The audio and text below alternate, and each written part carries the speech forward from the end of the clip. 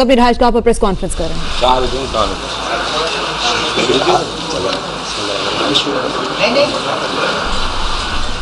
انیس advocate آج مصطفیٰ کمال کے قافلے میں ان کی ٹیم میں شامل ہو گئے ہیں۔ 7 کرسیاں لگائی گئی تھی، آج بتایا جا رہا تھا کہ سرپرائز دیں گے۔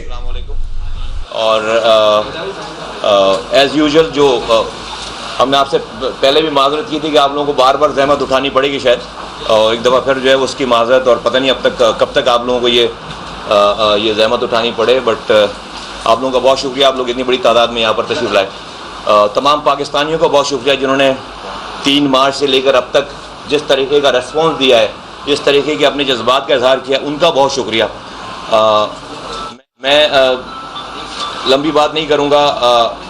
انیس خان ایڈوکیٹ بھائی کسی تعارف کے محتاج نہیں ہیں، پارٹی کے سینئر ممبر رہے، ایم کیو ایم کے سینئر ممبر رہے، زونل انچارج رہے، ایم این اے رہے، رابطہ کمیٹی کے ممبر رہے۔ ایک طویل جدوجہد ہے ان کی۔ ان کو آج وطن پرستی کے اس قافلے میں ان کو خوش آمدید کہتے ہیں، اور مزید بات گفتگو جو ہے وہ آپ سے یہ فرمائیں گے۔ ہمیں پچھلے دو سے تین دنوں سے ان سے جو ہے وہ رابطہ ہوا، انہوں نے بھی اسی طریقے سے ساری بات سنی، آبزرو کی، اور اس کے بعد جو ہے وہ آج یہ ہمارے درمیان موجود ہیں۔ ہم ان کو اپنی ٹیم کی طرف سے، تمام ٹیم کی طرف سے وطن پرستی کے اس قافلے میں خوش آمدید کہتے ہیں۔ تو آپ کے ساتھ انیس ایڈوکیٹ بھائی۔ شکریہ مصطفیٰ بھائی۔ بسم اللہ الرحمن الرحیم۔ معزز صحافی حضرات، پرنٹ اور الیکٹرانک میڈیا کے ساتھیوں، مصطفیٰ بھائی، انیس قائم خانی بھائی، رضا ہارون بھائی، افتخار عالم بھائی، صغیر بھائی اور وسیم آفتاب بھائی، پہلے تو میں آپ سب حضرات کا شکریہ ادا کرتا ہوں کہ آپ تشریف لائے، اور اپنے دل میں بھی کچھ چند چھوٹی چھوٹی چیزیں میں نے کہا وہ آپ کے سامنے رکھوں۔ ان کی گفتگو سنتا رہا، میڈیا دیکھتا رہا، اور یقیناً جو یہ گفتگو کرتے رہے اور جو پریس کانفرنس مصطفیٰ بھائی نے اور انیس قائم خانی بھائی نے پہلے دن کی، وہ ویسے تو کوئی نئی باتیں نہیں تھی، لیکن پہلی دفعہ ان میں اتنی کرج آئی کہ ایک خوف کے ماحول کو توڑنے کے لیے، ایک دہشت زدہ ماحول جس میں یہ باتیں کرنا ہر ایک کے بس کی نہیں ہوتی، تو انہوں نے جس طریقے سے، ان دونوں ساتھیوں نے جس طریقے سے اس کو لوگوں کے سامنے، کارکنان کے سامنے، ایم کیو ایم کے کارکنان کے سامنے، اور ان کے ضمیر کو جس طرح جھنجھوڑا، میرے لیے تو وہ نئی بات نہیں تھی۔ میں تو ضمیر نام تو میں یہ بتاتا چلوں کہ میں تو ذہنی طور پہ ان کے قافلے میں 3 سال پہلے ہی شامل ہو چکا تھا۔ مجھے اندازہ تھا کہ ایک وقت آئے گا کہ جب لوگوں کی زبان پہ لگے ہوئے تالے وہ ٹوٹیں گے، اور لوگ اپنی بات کھل کر کہیں گے اور وقت کے فرعونوں کو للکاریں گے۔ تو میں ان دونوں بھائیوں کو اور باقی اپنے ٹیم کے ساتھیوں کو نہ صرف زبردست خراج تحسین پیش کرتا ہوں اور ان کو شاباش دیتا ہوں کہ میں 3 سال سے گھر پہ بیٹھ کر اور اپنے دل کے پھپھولے پھوڑتا تھا، تو مجھ میں بھی میں نے کہا اب ان کے ساتھ اس قافلے میں شامل ہوا جائے۔ یقیناً میرے لیے ایک عجیب سی بات تھی کہ جب میں نے ایم کیو ایم کو چھوڑا 3 سال پہلے، جب 19 مئی 2013 میں جس طریقے سے جو صورتحال پیدا ہوئی، تو میں بھی ان لوگوں میں شامل تھا جس نے برملا کہا کہ یہ غلط ہوا ہے، اور میری اس بات کی گواہی یہ میڈیا میں دیکھ رہے ہوں گے انٹرنیشنل سیکریٹریٹ کے تمام لوگ کہ میں اس دن کہہ کے گیا کہ تم نے اپنے قبر میں کیل آخری ٹھوک دی ہے، تم نے پارٹی کو تباہ کر دیا، اور میں زبان کو نہیں رکھنا چاہتا تلخ، میں اپنے الفاظ کو اس تلخی کی جانب نہیں لے جانا چاہتا ہوں کہ جس سے یہ محسوس ہو. میں نے 30-32 سال ایک شخص کے ساتھ گزارے ہیں. میں اس کے نہ میں اس کے مرنے کی دعا کرتا ہوں، بد دعا دیتا ہوں اس کو.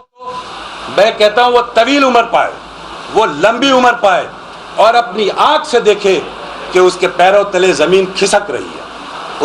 اب اس کے لیے کوئی راستہ نہیں ہے کہ وہ عوام کے سامنے آ کے، اپنے کارکنان کے سامنے، اپنے لوگوں کے سامنے آ کے، اپنے ان لوگوں کے سامنے آ کے کہ جو اس کے لیے اپنا سب کچھ قربان کر بیٹھے، جو اپنے ماں باپ کو، اپنے بہن بھائیوں کو، اپنی فیملیوں کو چھوڑ بیٹھے، جن لوگوں نے اپنا سب کچھ اس پہ اس کے لیے داؤ پہ لگا دیا.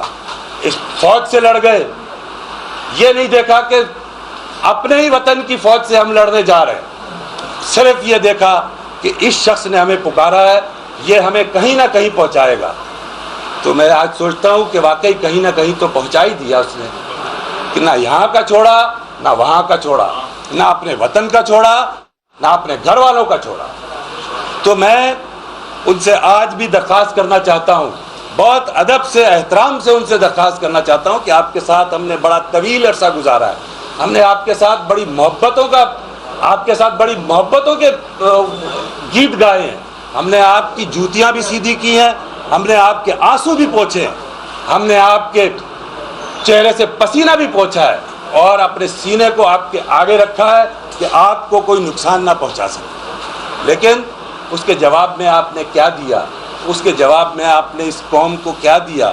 اس کے جواب میں آپ نے اس قوم کو ایک ایسی شکل دے دی، ایک ایسی بدنما داغ دے دیا. افسوس کہ آپ لوگوں کو سچائی کا درس دیتے رہے، آپ لوگوں کو کہتے رہے، صبح شام آپ کی نشستیں، صبح شام آپ کے درس کہ سچ بولو.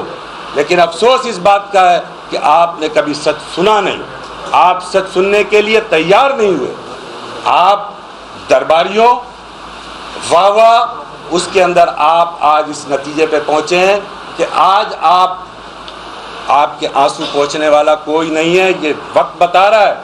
یہ نوشتہ دیوار دیکھ لیجئے کہ وہ انیس ایڈوکیٹ جو رات کے 3 بجے آپ کی ایک کال کے اوپر یہ نہیں دیکھتا تھا کہ راستے میں ڈاکو کا راج ہے، اکیلا آپ کی آواز پہ دوڑا چلا آتا تھا.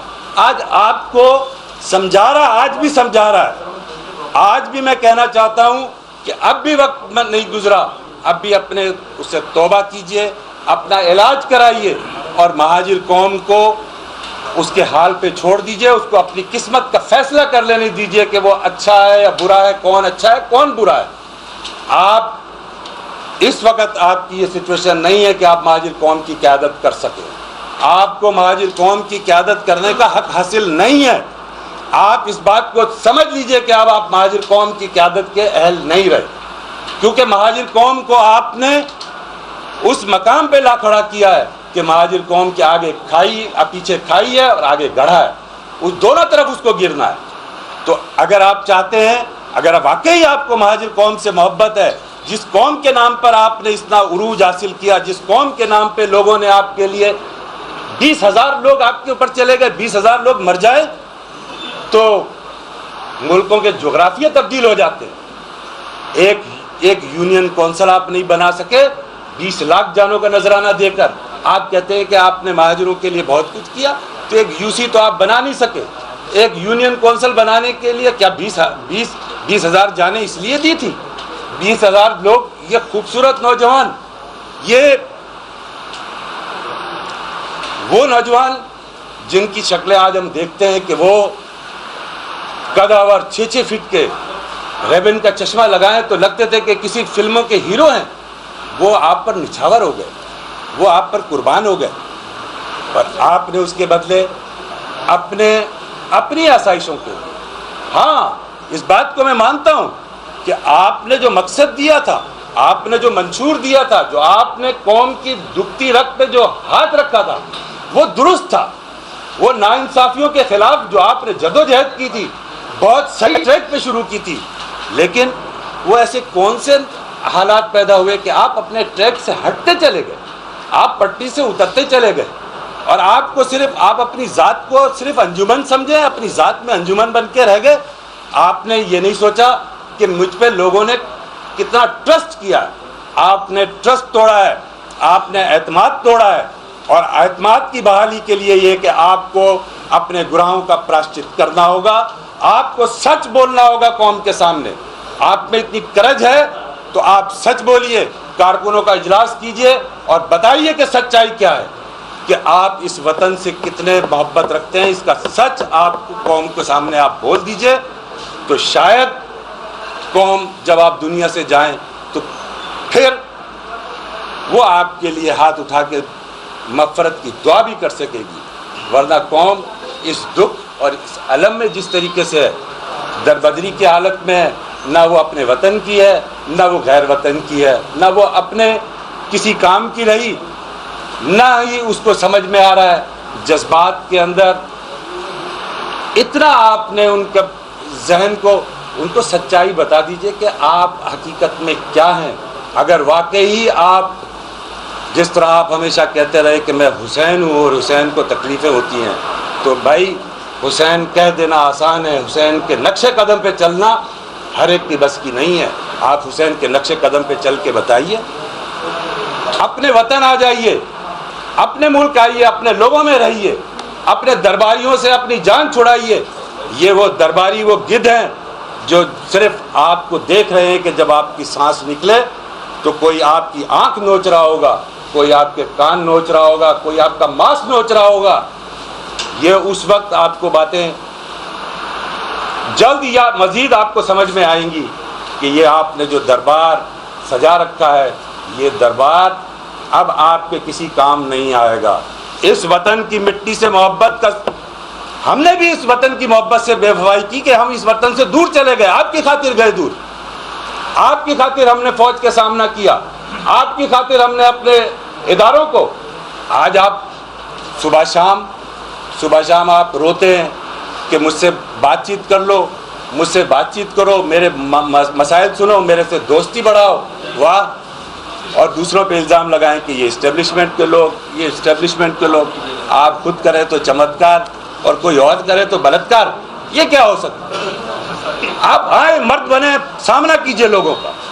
میں بہت دوسری طرف تفصیل سے نہیں جانا چاہتا, میں اس لیے ان کے احترام کے رشتے کو کم نہیں کرنا چاہتا, اس لیے کہ میں نے بھی ان کے ساتھ 32 سال لگائے, اور میں رکھ رکھاؤ کا انسان ہوں. میرے ماں باپ نے مجھے یہ درس نہیں دیا کہ میں لوگوں کی چوک کے اوپر پگڑیاں اچھالوں. یہ پگڑیاں اچھالنے کا سلسلہ وَتُعِزُّ مَن تَشَاءُ وَتُذِلُّ مَن تَشَاءُ بِيَدِكَ الْخَيْرُ, یہ عزت و ذلت اللہ کے ہاتھ میں ہے. فرعونیت اللہ کو پسند نہیں ہے, فرعونیت اللہ کو پسند نہیں ہے, کیونکہ فرعون کا پھر مقام دریائے نیل میں غرق ہونا ہوتا ہے. تو آپ یہ مت سمجھیے کہ آپ لوگوں کو رزق دیتے ہیں, لوگوں کی عزت آپ کے ہاتھ میں ہے, لوگوں کی سانسیں آپ کے ہاتھ میں ہے. چھوڑ دیجئے لوگوں کو آزاد. میں تو اس بات کو طے کر کے آیا کہ اب اپنے وطن میں رہ کر, اپنے ملک میں رہ کر, اپنی قوم کے لیے, اپنے لوگوں کے لیے جو بھی میری استطاعت. ہاں گناہ ہوئے ہوں گے مجھے, تو بھائی میں بھی تیار ہوں اپنے حصے کے گناہ کی سزا پانے کے لیے. میں اس کے لیے تیار ہوں کہ میرے حصے کا جو گناہ بنے گا میں اس کی سزا بغیر کسی خوف کے بالکل پانے کے لیے تیار ہوں. تو میں بہت زیادہ تفصیل میں اس لیے بھی نہیں جانا چاہتا کہ باتیں پھر نکلیں گی تو پتہ نہیں کہاں سے کہاں جائیں گی. 1 سیکنڈ میرے بھائی, 1 سیکنڈ میں مکمل کر لوں. تو مت جائیے ان باتوں کی طرف لے کر جہاں سے پھر کوئی راستہ نہ بچے.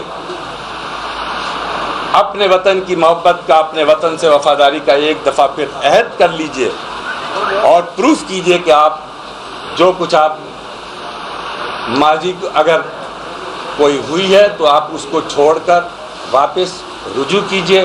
اللہ معاف کرنے والا ہے. میں تو جو آپ نے ہمارے ساتھ کیا, جو آپ نے ہمارے ساتھ سلوک کیا, ہمیں اپنی ذات کے سلوک کی کوئی فکر نہیں ہے, نہ پرواہ ہے. ہم اس کو درگزر کر چکے ہیں, معاف کر چکے ہیں. لیکن جو قوم کے ساتھ کیا, اس کو قوم سے آپ رجوع کر کے اس کے قوم کے ساتھ حساب سامنا کیجئے. अल्लाह बेहतर करने वाला है।